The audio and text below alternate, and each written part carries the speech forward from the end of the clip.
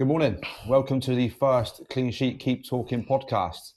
What a week to start it. Mental Health Week, Awareness Week 2025. Privileged to joined today, our first one, by Ben Wildman, the director of Easy Cars Taxis. But not only that, a massive supporter of the Clean Sheet. So, throughout this podcast, we're going to be diving into everything Ben through his past career and his new venture with Easy Cars. So Ben, how you doing? Yeah, I'm good, mate. Yeah, cheers for doing this with me. Obviously, we spoke about this about a year ago, didn't we? I'd seen all the work you've been doing, and I thought, let's try like a podcast, like a very amateur version of one. Oh, 100%.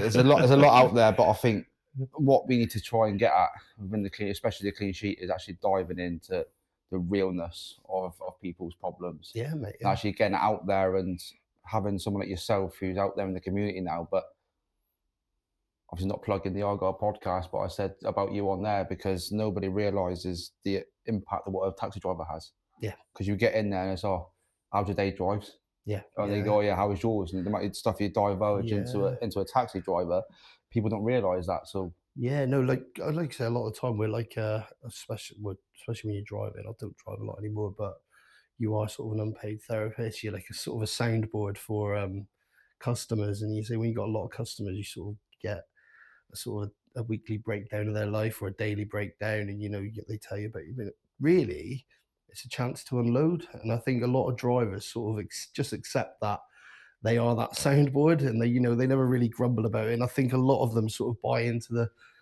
the premise that passengers will unload on them, and not in a negative way, but they'll share their, because a lot of people haven't got a lot of people to talk to, if you know what I mean. Yeah, but you build relationships, especially with the regulars. Yeah, exactly. Like you see your videos, brilliant, the videos that you got on your page, but the free taxis and stuff like that, how it light up someone's face when you say this one's on me. It's a first free taxi. The fact of, especially with today's world of everything going up in prices and stuff like that. Well, you've got a massive competition at the minute of Uber coming to the city. Yeah. But it's how little, so unique companies actually compete, but it's the way of doing it. And I think what you've done so far is absolutely superb. Yeah, it was something different. Like you say, a lot of people do it, and I sort of nicked the idea. Have you ever seen the merchant fish and chip shop on TikTok? And it's just very like cheesy, corny, and it was like in a funny way.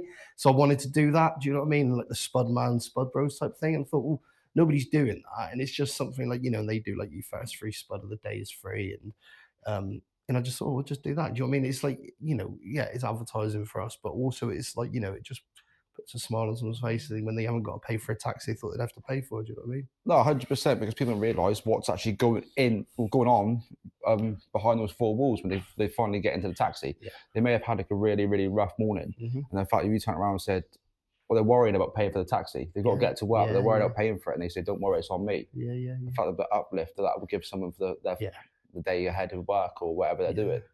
It's a double bonus. Like, do you know what I mean? It's like you say, it's just a little something just to hopefully put a smile on their face. But yeah, like going back to what I was saying about, passengers again, where a lot of them, when, I say you do get to know them as regulars, but a lot of them, they sort of see you as sort of like someone neutral, someone that they can sort of share their problems with and not have like sort of a biased opinion because you don't know like anybody else in their life. Do you know what I mean? So you can sort of me personally, I would always give sort of an honest opinion if they wanted it, and sometimes too honest. Sometimes too honest. Yeah, I have been accused of that. Yeah. But yeah, so yeah, that's where it's going at the minute with the taxi. And like you said, we've had a bit of competition coming in with Uber. But again, like I sort of we thrive on a challenge. You know what I mean? It just means we've got to find different ways to be unique to what Uber are offering.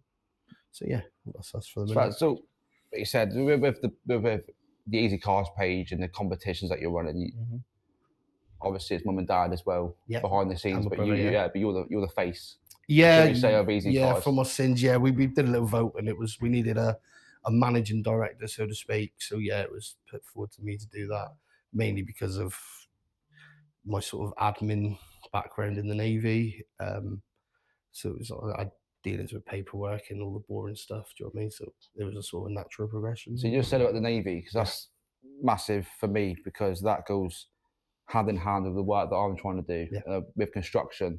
Is both of them on par with each other. I look at it as construction, armed forces, and sport. Yeah. The three main categories where people won't talk out. Yeah, yeah. Why? Why do you feel that in the Navy, for example, when you served, people wouldn't talk out? Yeah, so it was strange when I was in the Navy because I was in that transition period. So I sort of joined when it was sort of coming out of the old school, old boys club. Bottle your feelings down. Like drinking's a big culture in the Navy, and it's not. You don't ever hear of an alcoholic in the Navy. Well, you didn't when I joined. It was like, oh, he just loves a beer, and like a lot of the time, you'd sort of even like when I was quite young when I joined, you sort of recognize, has this guy got a problem? But it was never sort of acknowledged. Do you know what I mean? It was like, if you could drink a lot, yeah, good on you. You know what I mean? Bottle up your feelings, don't say nothing. But as I sort of so I joined in 2008. So after a few years being in, there was that sort of progression and people started like the higher ups in the Navy, and there was like a sort of a push to address mental health. Maybe not in the best way. One of the issues was sort of malingering. It become quite easy, and again, it becomes sort of the new bad back for people in the Navy who wanted to get out of going to sea or get out of certain sort of duties, and it's sort of become hard to sort of distinguish between the genuine cases. And I think they have improved on that lately. Do you know what I mean? And they have sort of clamped down on those people that are not genuinely suffering from mental health problems. Yeah, no, 100%, because that's exactly the same for construction. Yeah. It's bad back, was you come in, you're signed off for 2 weeks with bad back. Yeah. But then you reverse it with a bad back, it may have actually been someone struggling with mentally, but they were using that excuse with bad back, for example, because it was their easy get out, they didn't have a speak. Yeah. So, a lot of the work that I do, obviously, with construction, especially the military, is the big one for the military was, was the PTSD, for example, of serving. But the reason why I asked is because what was Ben before the Navy? So let's say childhood. How was your childhood? Yeah, fine. Yeah, it was good. Yeah, so it was good. I had everything I wanted. Like you said, I'm like a privileged background. Do you know what I mean? There's like lived in a council house. My mum, my brother, and my stepdad. And yeah, it was fine. Like you say, like we never went without, but we never wanted too much. Do you know what I mean? It was like, well, I sort of had an early grasp on, what was affordable.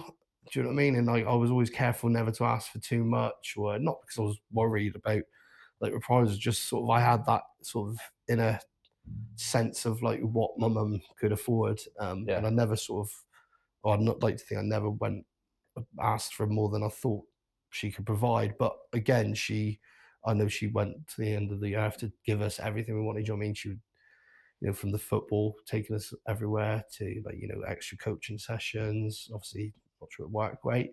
No, we'll move on to sport and football in a minute. But yeah, it was fine. And it was a happy childhood. I was at school.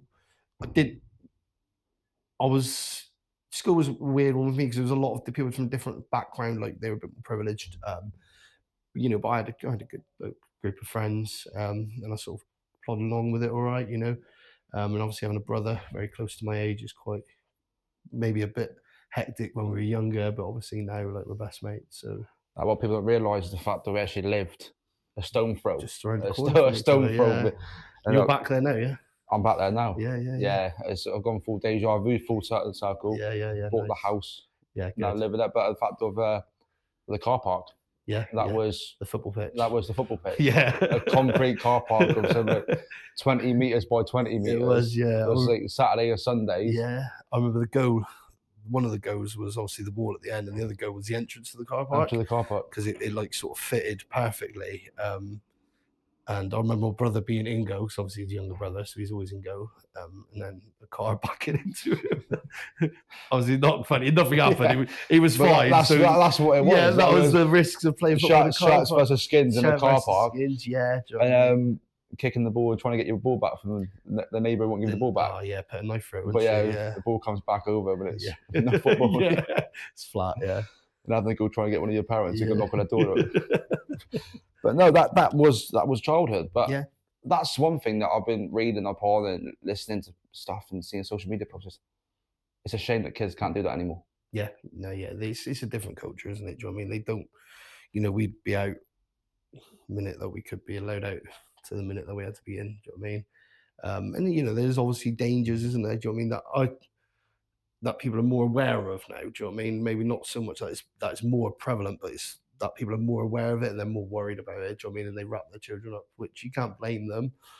But Well, you've obviously a new father, yeah, right? For example, and God, 11 years in, yeah, both fathers and daughters. yeah, So do you think obviously it was completely different to when we were growing up as male as boys? yeah, yeah, yeah, The fact of we'd fall over in the car park, yeah, rub our knee down, carry on playing. yeah, But yeah. the fact of I think a lot of the time is nowadays is girls could never have done that. No, no. And I think it's still this day and age now is the fact of make sure you got your phone with you and having to get the app on your Yeah, phone of the yeah, track, track them and the that. track and Yeah, where they are. And I yeah, think yeah, it's just unfortunately that's where society's gone. And you see that social media is a massive one. If you'd leave the house when it was light and you'd come back when your yeah, mum shouted you for tea. yeah, yeah, exactly. Yeah, But no, I think yeah. So I think that there is a pinnacle of our childhood, but how things have changed. But I think exactly the same mental health is where we were growing up. What was mental health? It wasn't didn't have a clue about didn't it. have a clue about Didn't it, have and an that's why I said absolute clue in about it. schools. Yeah, So I've been open and honest about how I suffered when I was in yeah, in yeah, school, but yeah, you built it up and you yeah, learned to deal with it. yeah, yeah, And alcohol was how I did it, yeah, but that yeah, was learnt behaviour. yeah, yeah, Some people don't know that, but the no, fact of when you live with an alcoholic, yeah, you just coach behaviour. yeah, But absolutely. the Yeah, fact of you're 30 and you think it's brilliant when your mum's going, all right, have a beer, yeah, right? And you think the fact of, so you've been open and honest on social media yeah, about your struggles and issues that you've had in yeah, the yeah, past, yeah, which is fantastic. You've come through that. yeah. But what do you think may have triggered you What? into obviously going into What, into having an addiction? addiction? Yeah. Yeah. So obviously when I was in the Navy, obviously they do drug tests a lot. So it wasn't ever really an issue while I was in the Navy. It was obviously the crowds that I associate with, and I get it's not just my group of friends or the people that I've sort of hung around with. It's like you say, it's that the culture of the sort of the male dominated culture, so like sports. Do you know what I mean? And when I left the Navy, obviously I wasn't getting drug tested no more. Do you know what I mean? And I was my own boss, so there was nobody to drug test me, and it got a bit out of hand. Um, and and they sort of seem to go hand in hand with sort of my mental health deteriorating a lot. And it took me a little while, a good couple of years, for it to realize that these were connected. Do you know what I mean? So if I take you back, so my understanding of depression was always somebody that was in their room, in their dressing gown, like TV off, lights dark, didn't want to talk to anybody, didn't want to leave the room, just absolute doom and gloom, just everything's the end of the world. And, that was it. It was either that or nothing. That was depression to me. Do you know what I mean? And I didn't realize there was this middle ground. I didn't realize that there were people that were coming out with, living their everyday life with a smile on their face and, but in their head, they just didn't want to carry on anymore. Do you know what I mean? I didn't realize that was there. And again, even through whilst I was in the Navy, I never really struggled with any sort of mental health issues. I had a partner a few years ago, like maybe 10 years ago, who did struggle with it. And and I didn't have an understanding of it. And my understanding was like, well, I can make this better. I'll do stuff to cheer you up. I'll do this, I'll do that. And it was, and there was that frustration of why can't you just be better? Or why can't you get better? Come on, like, life's good, why can't, and I didn't realize, I didn't fully understand that it was an illness. Um, and still didn't realize until there was one day while I was still in the Navy, and then I was hid under my desk, fucking sobbing like a baby. Yeah, not a lot of people know that. And then I went and seen a doctor, and described everything. But it went from my thing. I always had like a view into the future of like what I wanted my life to go like, and like I had all these years ahead of me, and it went from that to this pointless. I haven't got long left, and it was just like a real sense of dread in the back of my mind that everything's pointless. So I haven't got long. And it was, I don't know whether it thought it was because I was suicidal or what, but it was just that real sense of foreboding that I just couldn't seem to shake. And then sort of, so I went and got help. I seen a doctor. I was put on medication. I went and sort of seen a therapist and sort of, just spoke my problems over. But obviously, when I left the Navy, I didn't, the drug use, it only amplified the problems. Do you know what I mean? And It's an unhelpful coping mechanism, is what yeah, they say. Is the and fact of yeah, you can hide what you're going through for yeah, how long it lasts. yeah, The same with an alcohol; it only yeah, lasts as long as you yeah, wake up in the morning with a hangover, yeah, unless you exactly. go back onto it again. Yeah, But yeah, so thank you for actually sharing that. yeah, Like I said, but with that, it's like you said, when the forces, the fact of drug tested. So it yeah. was when you come out. Was that because you felt like when you come out that there was nothing more to It, go it, on? Do you it, feel like did you think that you may have failed that path you had? no, it wasn't so much that. I was like, when I left, I left what I thought was the right time for me. And obviously I had the business to sort of step into and sort of help take that forward. And it was exciting. The thing with the drug test was the fact that I could then join in and I didn't have to worry about being caught out or losing my career. Yeah. And then I'd had no control over it. And then I realized that when I was using, I didn't feel depressed.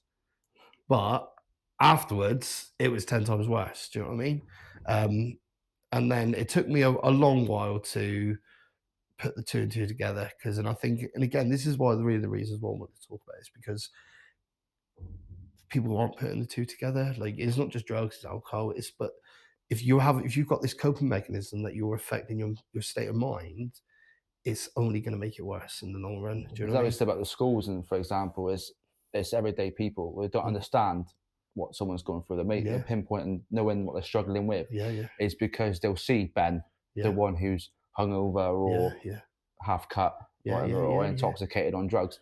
They look at him and go, "That's just Ben." yeah, yeah, So yeah, you're labelled as yeah, that yeah, yeah, person. yeah, yeah, The fact of did anyone try and unpick yeah. that? Did anyone speak to you or say, Ben, what's going on? Because Mm, I feel like I had it was that one moment mm, and I thought I need to sort my shit out. yeah, yeah, yeah, And that was when somebody actually asked, "Are you all right?" yeah, But somebody asked, "Are you all right?" As a fact of, no, I'm not all right. yeah, But in school, the shit you go through in school and the challenges that you've got, because there it is. yeah, Every day's a challenge in school. People don't yeah, realise that, and kids don't realise that. Parents sometimes do.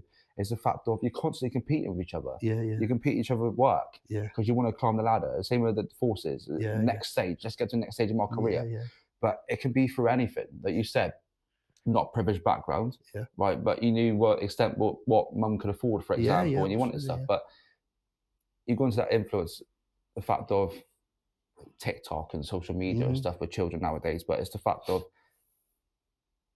just flip reverse it. I'm presenting. I'll talk about football boots mhm, because, well, with us speaking, right? Obviously, we now stop playing the game, but we are still try and play yeah, every yeah, now and then. But yeah, yeah, we've gone more of the back room coaching kind of yeah, the route. yeah, But the fact of doesn't matter what football boots you've got on your feet, it will yeah, still make you play football. yeah, yeah, yeah, yeah, But children don't understand that. no, no, So exactly the same as understanding what we can and can't have yeah, to people understanding mental health. yeah, yeah, It's the fact of it's just the understanding. yeah, But when I was in school, the fact of it's the fact of I'll have a pair of boots, but they mhm, want the total 90 classics, mhm, what they were back then, and you're hammered for it. yeah, of course. Oh, yeah, absolutely, yeah.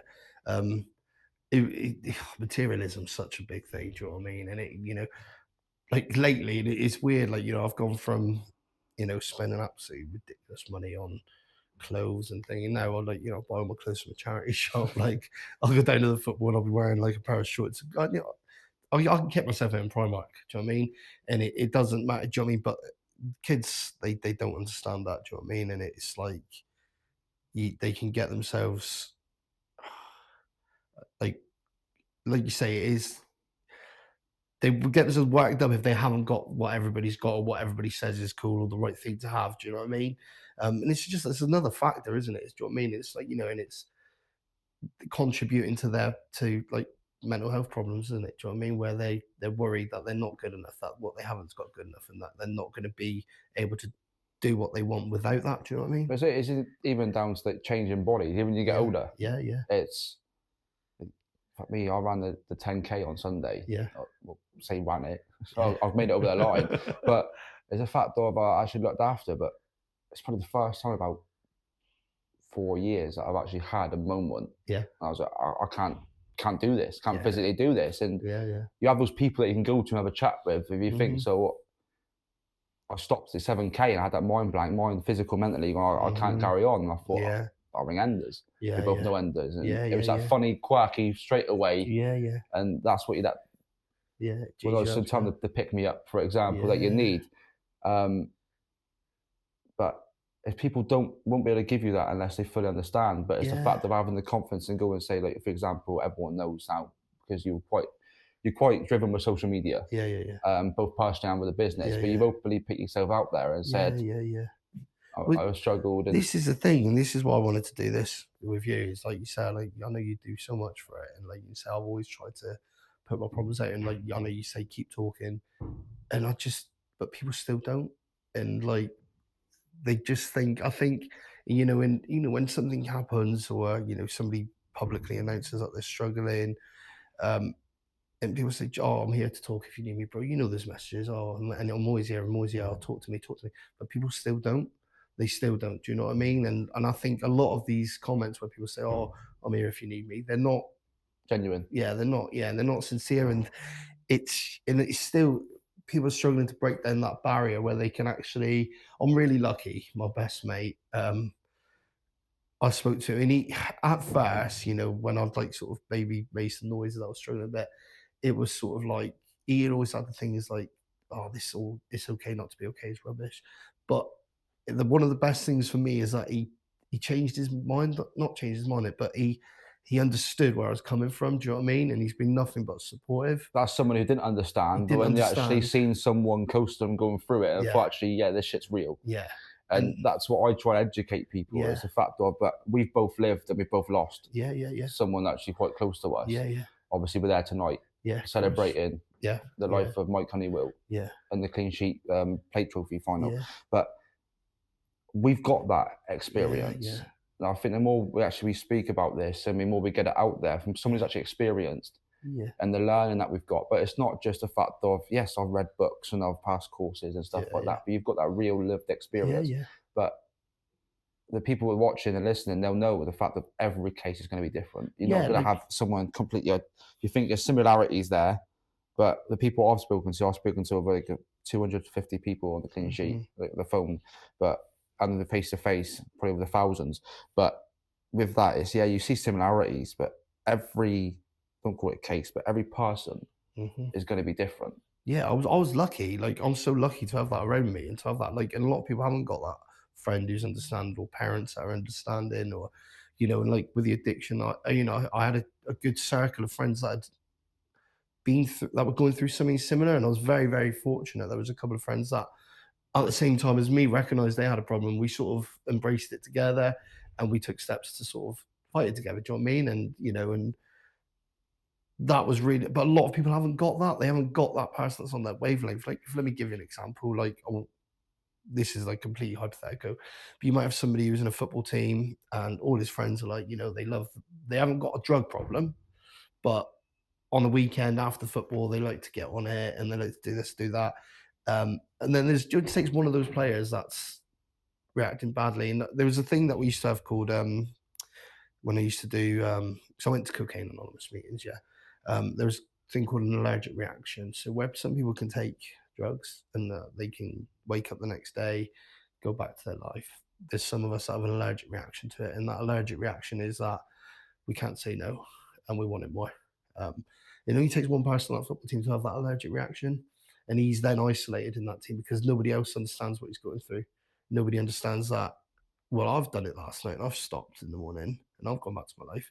But no, you are carrying on. They just think it's recreational. And they think it's recreation. And, you get tagged as, oh, look at him, he's a wreckhead. Look, he's having a good time. Bloody, he loves it. He loves it. He's not. He don't love it. He's struggling. The fact he's dipped and now he can't. Yeah, and he's got nobody to talk to. He's got nobody to relate to. And that's, again, this is one of the reasons why I wanted to speak about this, because if there are people out there that are in that situation, do you know what I mean? Like, I know you're always open to talk to. I'm always open to talk to. I've had people that have messaged me when I've like sort of publicly spoke about the issues that I've had. And, I like to think I've helped them. I like to think I've always, again, maybe don't chase it up as much as I wish I could, but I'm always there. I'll always reply if anybody's struggling with that same type of the things that I went through. Let's just speak football then, because you said obviously the football team. Yeah. Well, we know we're both in the same part of the same club, same team, but what benefits do you think that's got for somebody's mental health? The fact of, well, let's just say Saturday, we went through every emotion possible for 90 minutes. Yeah. We were, I think at one point we were a little bit depressed, but then it was heightened at the end. But what do you think that brings to somebody is the fact of, like, we've both played the game. Yeah. But I feel that players don't understand the stresses and worries and stuff that somebody running that team goes under when they're not getting the thumbs up in the group chat and stuff like that. And they can just turn up with their boots and their shin pads, put their kit on, leave their kit in the middle of the floor and walk away. But at the end of the game, and then they go out. The fact of the people who are there still picking the kit and stuff. But what do you think, like, in the city, what do you think sport actually brings for mental health and well-being? Like you say, exercise is, and positive exercise releases endorphins, doesn't it? So, it improves your mood, and that's that on that own, you know what I mean? But being part of the football team, you're adding that social element to your life, do you know what I mean? Because there are good social elements to being part of, of a grassroots football team.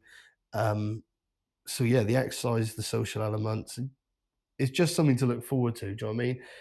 And like I said, I use that analogy. Like, really, when people play football, they're getting, every kid every player as a kid wanted to be a footballer when they grew up, didn't they? And for those that made it, the local football is a chance to carry on the play act of being a footballer. And for me, it's likewise. I get to play act of being a manager. Do you know what I mean? One, I do it because I know it enables that environment for people to be able to be around their mates and have organised sport and get to put the kit on and wear a tracksuit and and it all feels like official. But two, it's for me to keep my toe in being involved with the team, because like I say, we don't play a lot no more ourselves. Do you know what I mean? So it's for me to have that social element and for me to have that sort of a challenge. And like I say, I get like I say, you obviously see my frustration this season. When people are like, everybody wants to challenge what team you're picking or, why you've done this, why you've done that. But that's it. That's part of the challenge for me, is to work out if I'm doing the right thing. And obviously I'm not going to do the right thing all the time. Otherwise I wouldn't be managing grassroots. I just think that, just obviously off the top of mental health just in sport, but I personally had conversations with numerous people this year, and we've been quite lucky, but there has been players that have come and gone, for example. But do you feel that within sport, especially within football, within Devon, that there's a lack of, not respect, but the word, like a lack of, I don't take my tongue, allegiance, right? So like one club, for example, you could play for a club and that was it. Oh right, yeah. It's not anymore, is it? No, I think like you say, I think because it used to be a group of mates start a team, that would be their team until they stopped playing football. Do you know what I mean? And I know you still got that to some extent with certain teams, but like for instance, when I started the team last season, I started with nobody. It wasn't because I didn't have any mates. Like, there was a couple of mates I got in, but I didn't have 15 mates who wanted to start a football team, and then I was going to run it for them. It was, I had to go out there and find players to join this team, and I think that's a lot of what is going on at the minute. And it's not a bad thing. It's just there aren't massive groups of mates. People got other hobbies. For instance, we manage Saturdays, so it clashes with Plymouth Argyle. They've got a larger following now.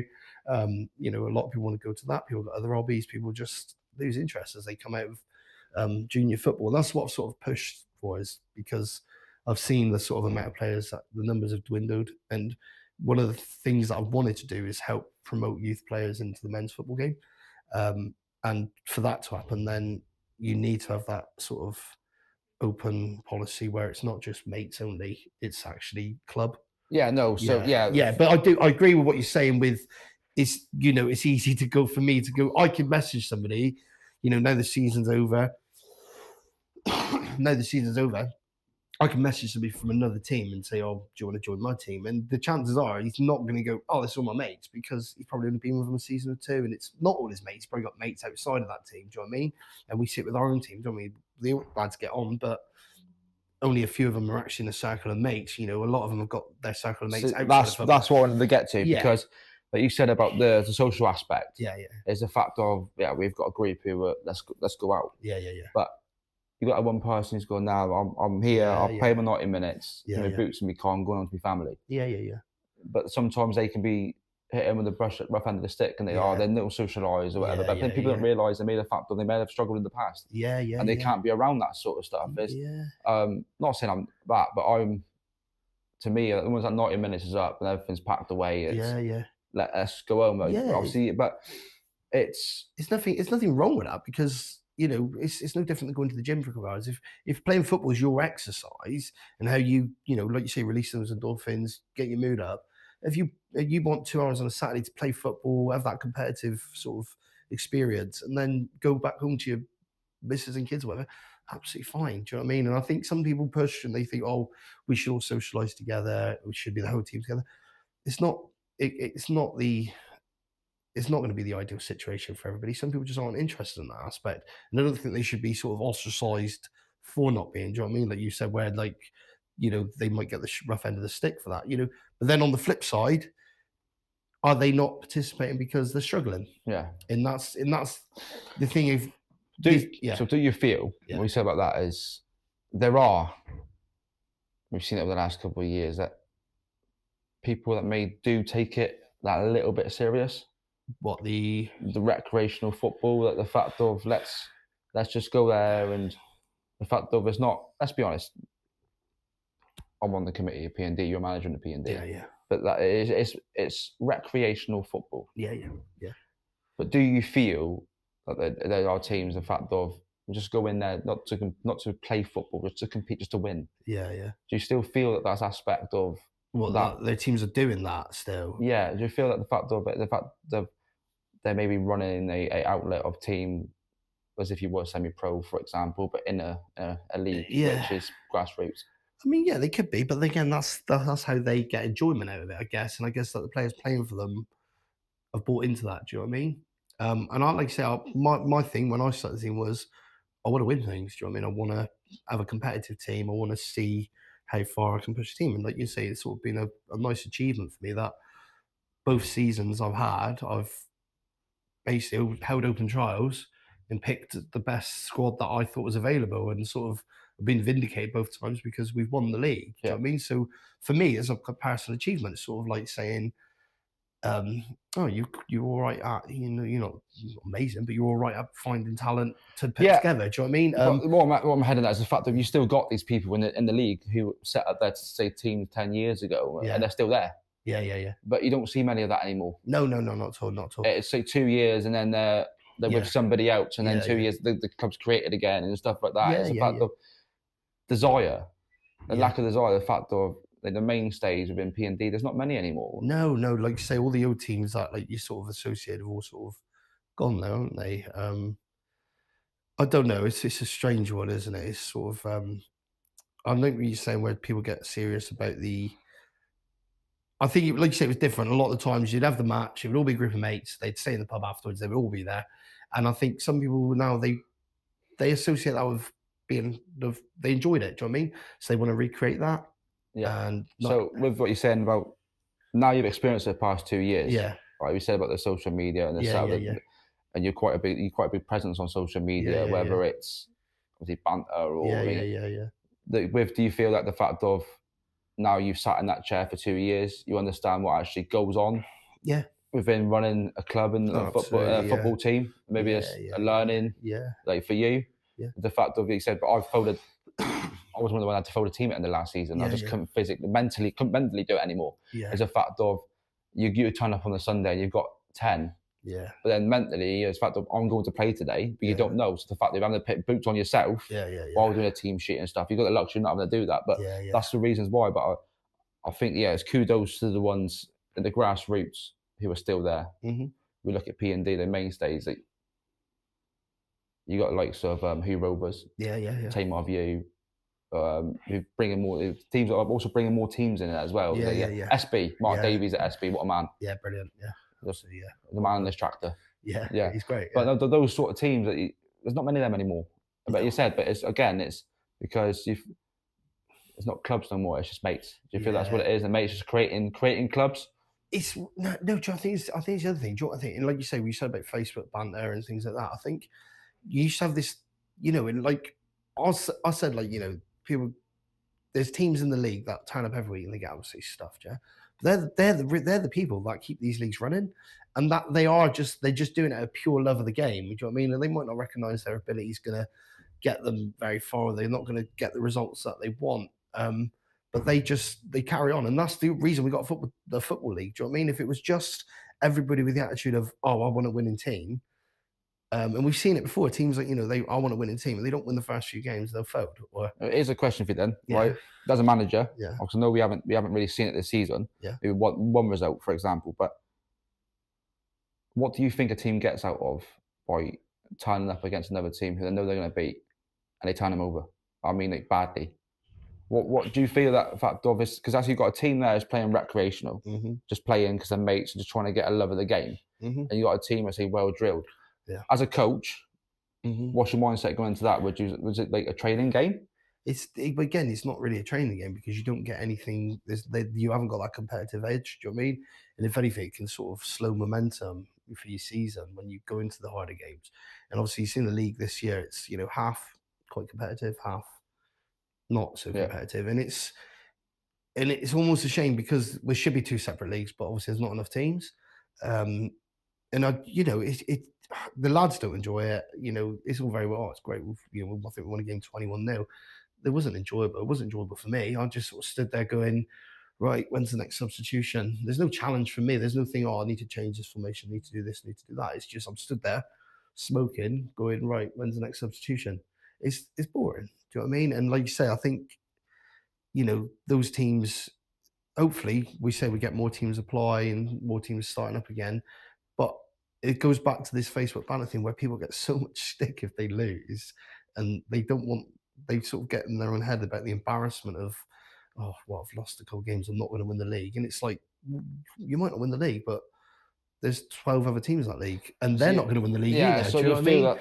And it's, that's why teams, I don't think, teams don't want to run, managers don't want to run teams because you need somebody to run the team. Do you know what I mean? So at the minute, there's 13 people that manage a football team in the Plymouth League. Yeah. I personally think this is league head on, for example, is people don't understand and running the team what actually takes to run a league. Yeah. And that's why the podcast is mental well-being, obviously, but it's actually the fact of what actually goes into helping people with their mental well-being. But the fact of some of these people on Facebook or whatever, and the fact of the league's this, the league's that, is a fact of they did sit there. Just do it for a month.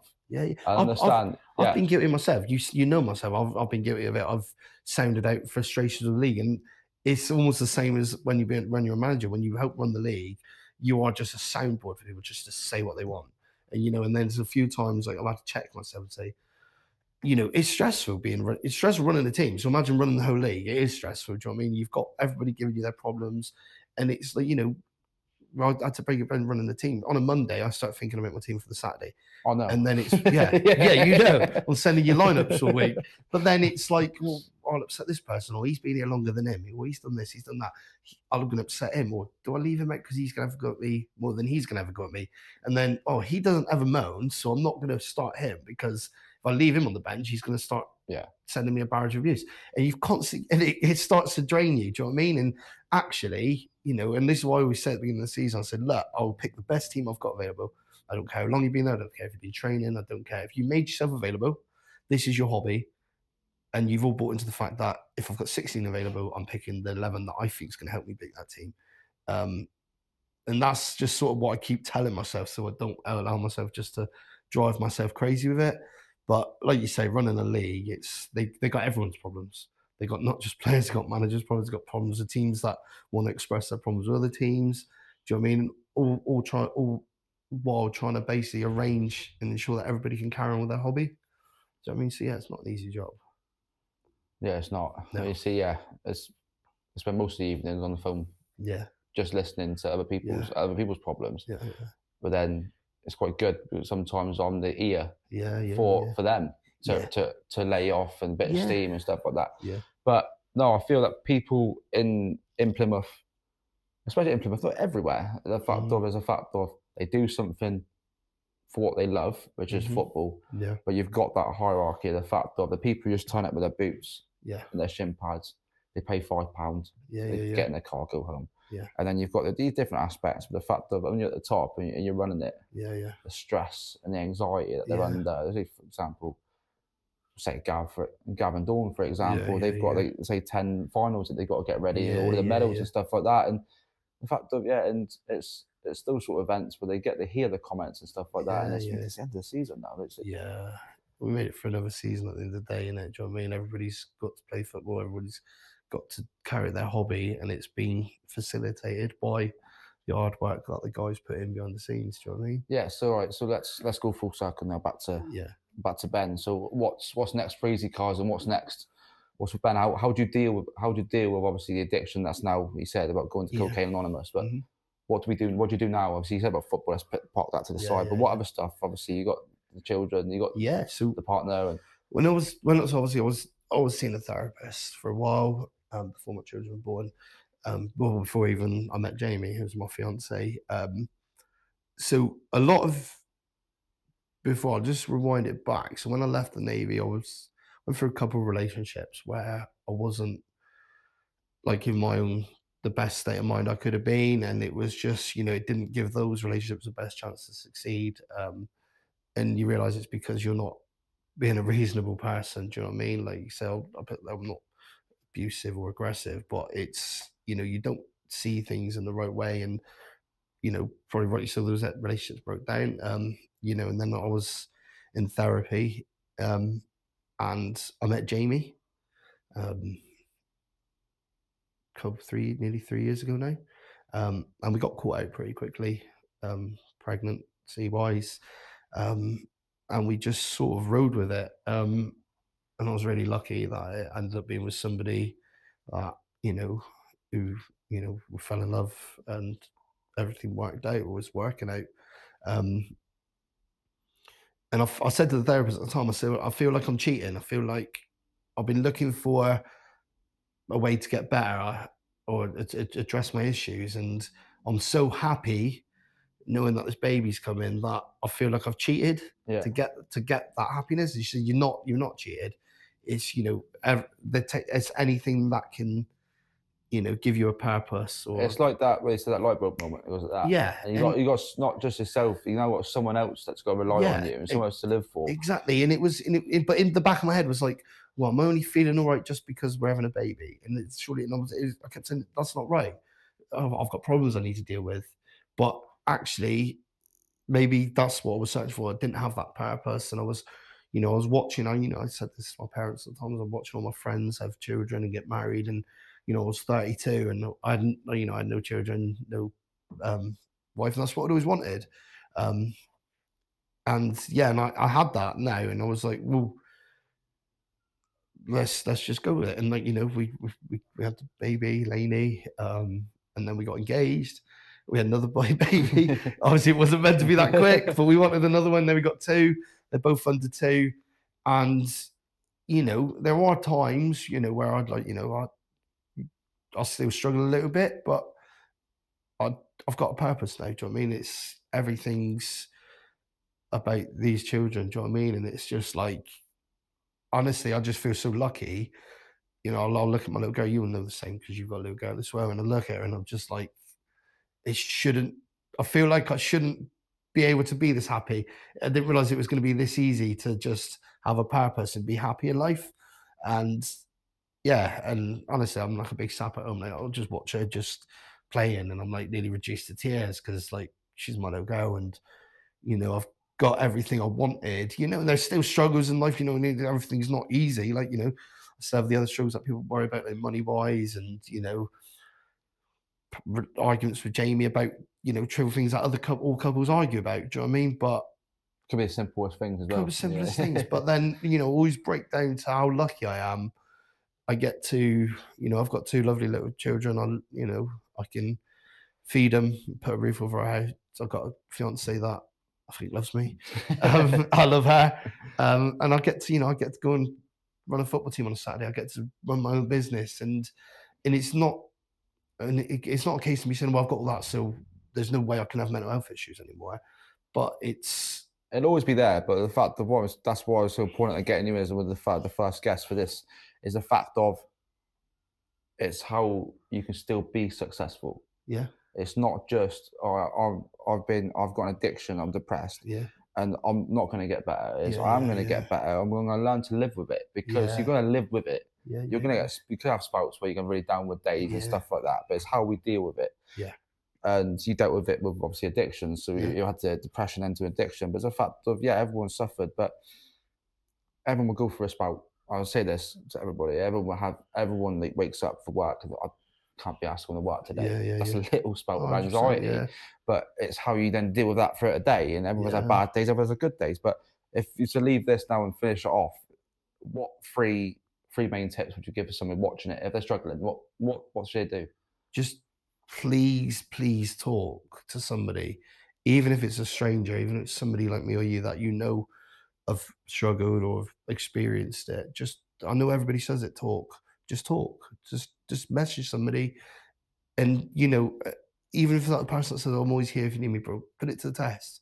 Message them, talk to them, tell them your problem. If they don't listen, tell somebody else. You'll never get over this by bottling it up. Yeah. It won't go away. Do you know what I mean? You need to address those issues, and you need to keep talking, mate. You know what I mean? Yeah. That's what it is. Yeah. 2 is just find enjoyment in your life. Do you know what I mean? Find things that you enjoy, and don't do things you don't have to. Don't do things you don't enjoy if you don't have to do them. Do you know what I mean? There's obviously some things that you have to do that you don't enjoy, like, work. For those people that work, and they say if you enjoy your work or you enjoy your job, you'll never work a day in your life because it's not work. But some people haven't got that. They're not blessed with that, and they need to work to earn money, and maybe they don't enjoy their job, so they have to do that. But if there's something you're doing that you don't have to do, you know what I mean? I broke it down. I nearly did with the football. I nearly, there was a point where I wasn't enjoying it, and I said, I don't have to do this. Why am I doing it? Do you know what I mean? And then I was going to give it up, and then obviously I found enjoyment in it again, and I carried on. But yeah, that would be my second tip. Just don't do something you don't have to if you don't enjoy it. And 3 is, I knew it was going to be in my head. I've just completely slipped my mind. Don't compare yourself to other people's lives. Everybody's on their own timeline. Whether it happens when whatever goal you've got in your life, whether it's to get married, have kids, and have a job and buy a house, don't compare it to what other people are doing. Everybody's on a different timeline. Do you know what I mean? If you get there in the end, no matter when you get there, all right? Don't worry about what other people's doing. And social media is such a bad thing for that, because everybody wants to show what they've got, which is fine, but don't let that be your own standard. Yeah. That's superb. Yeah. Thank you for sharing such stuff that obviously I knew, but many people who are going to be watching on the YouTube or Facebook social medias didn't know about you. For being so open. Yeah. And the fact of it, Clean Sheet's been running 5 years, and you've been one of the mainstays. Yeah. And the charity go up top goal scorer in the charity games. Yeah, you didn't goal scorer, so you won't let me forget that one. But I'll pull out a performance every year, don't I? the one game wonder. Yeah. But no, so thank you all for listening. Ben, director of Easy Cars.